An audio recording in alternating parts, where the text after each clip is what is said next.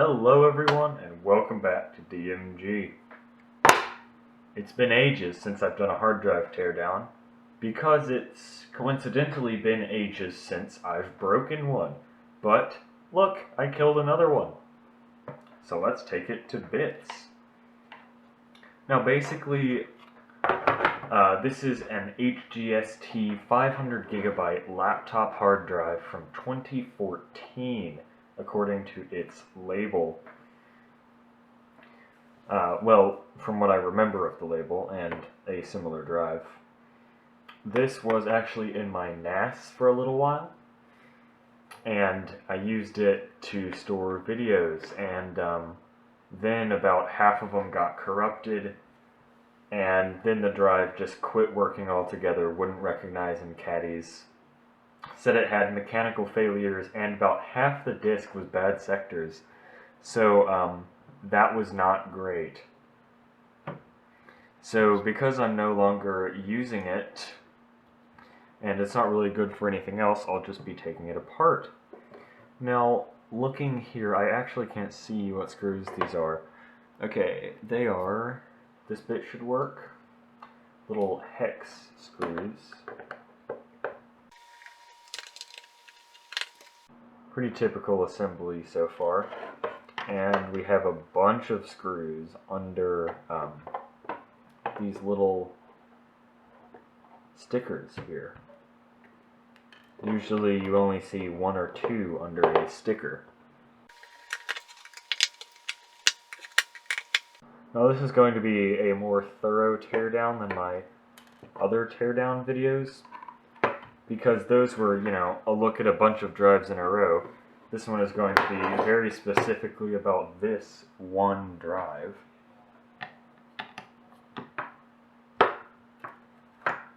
So I'll be fully removing every part of it, including the controller board and internal things.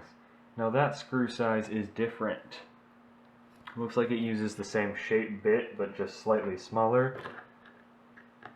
Is it one step down? No, it is 2 steps down. Maybe even 3. Yeah, it's 3 steps down from the large bit size.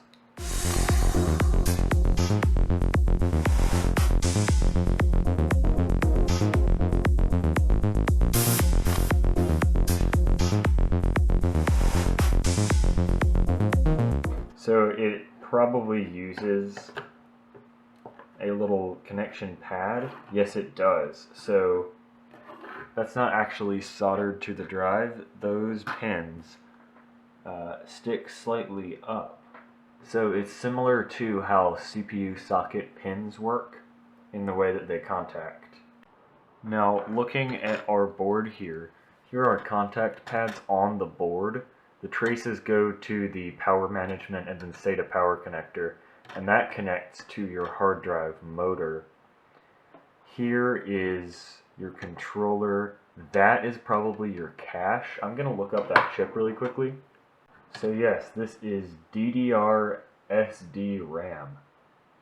So that's, according to the spec sheet, it's 1 meg times 16-bit times 4 banks. So that's 64 megabytes.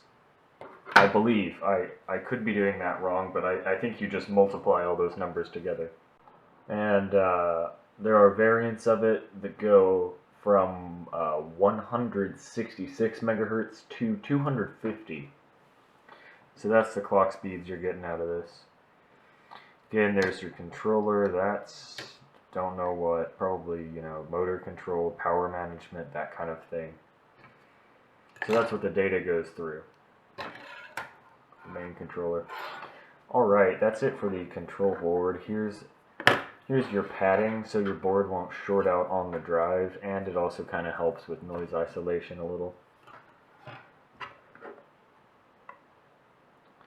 Sorry, my eyesight's kind of bad. I'm going to need to bring it off camera. Okay, so that is not a screw there. I'll go back to, there's something I thought was a screw on the other side of the board. I'll go back to taking apart the main drive.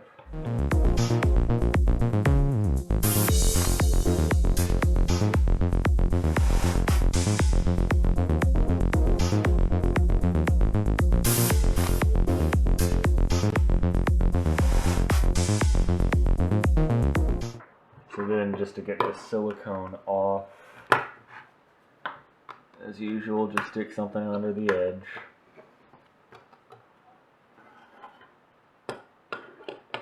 Just for fun, because this drive still somewhat works, it just won't read or write for more than like 15 seconds.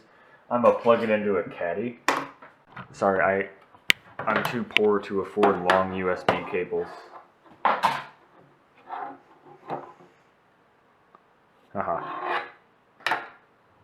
Oh, I kind of need the controller. Okay, crap, yeah.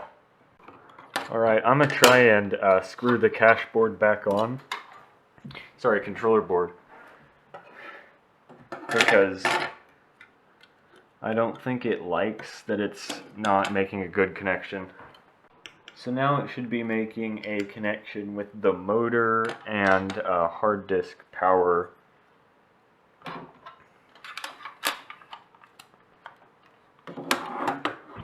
Here we go.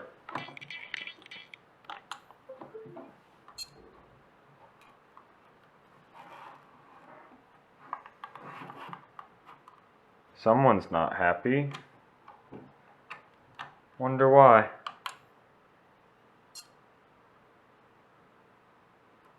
So yeah. Oh, did I fix it? Why do I fix everything I touch?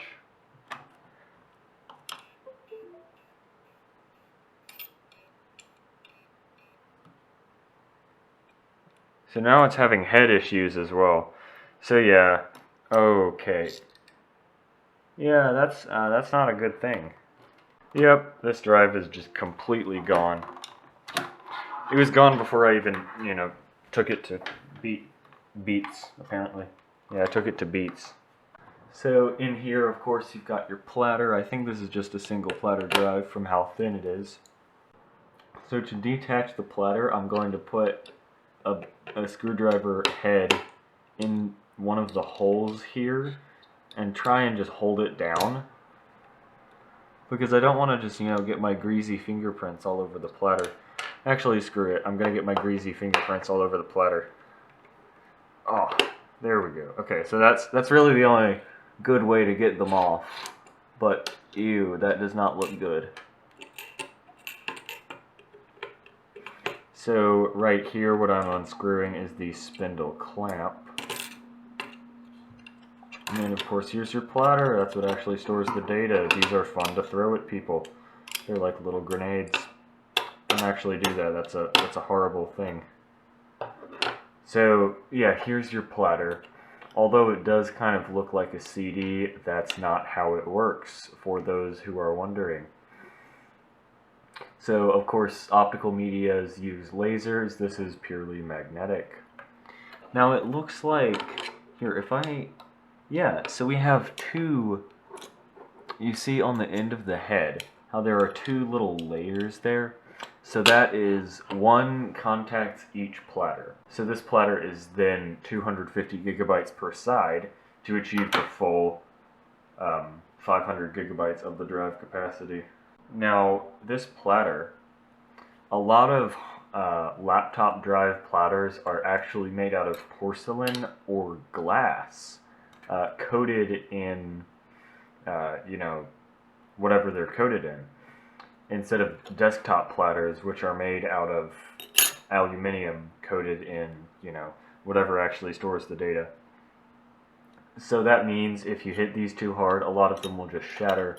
That's to reduce weight and also make it easier on the drive so that it doesn't have to spin such a heavy thing. So it's just overall beneficial. Now our little head is not screwed down, so I can just take it out. This little bird head looking guy is what actually accesses the data.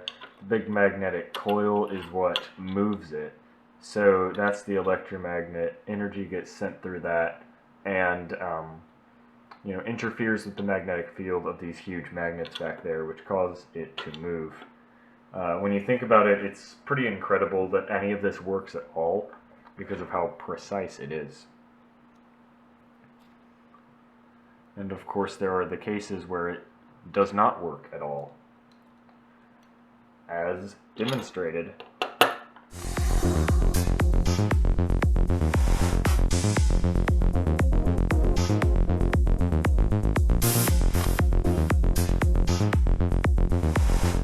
Oh, yeah. So under there is literally just where the head connects to the controller board, nothing else. So we'll set that to the side. This is where your heads park, and that keeps them from rattling around and getting damaged when the drive is still. So if you hear a click when you turn off your computer and it has a hard drive, that's what that sound is. The heads move off of the platter and into there so that they won't get damaged. Unless the drive uses something called landing zones, where where the head is parked on the disk of the platter. I think I have a drive that does that. Let me demonstrate. So this ancient Maxtor drive, I believe, uses landing zones. Let me just pop the cover off. This is always hard. Here we go. Yeah, so this drive is built upside down, which makes it a bit inconvenient to see for the video. But the head is, you can see, it's sticking that way. So it's parked in the middle of the disk, still on the platter. Modern hard drives, a lot of them aren't built like that for a reason. And Seagate drives actually fail a lot because of head crashes, from my experience. Because the models that use landing zones, especially the laptop drives, are pretty unreliable. Because the platter gets so easily scratched, and it can have head crashes when it's just completely sitting there doing nothing. So let's get these magnets out.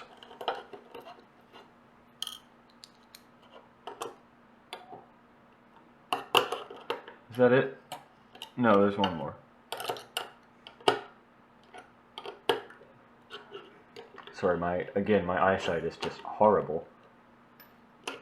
Here we go. Here are our magnets. Don't get these near any credit cards because they will literally erase your credit card.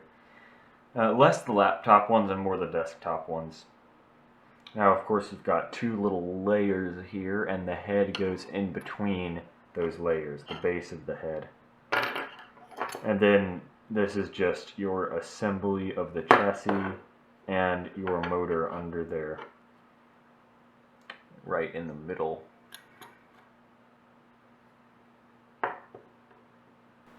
That's really all there is to a hard drive. So, really quickly, I'm going to speed build a hard drive, put it back together.